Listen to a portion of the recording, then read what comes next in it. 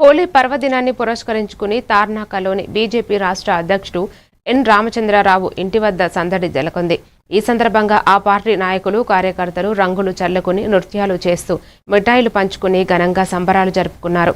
ఈ సందర్భంగా రామచంద్రరావు మాట్లాడుతూ హోలీ ఐకమత్యానికి చిహ్నం అని, ప్రతి ఒక్కరి జీవితాల్లో రంగులు నింపాలని ఆయన ఆకాంక్షించారు.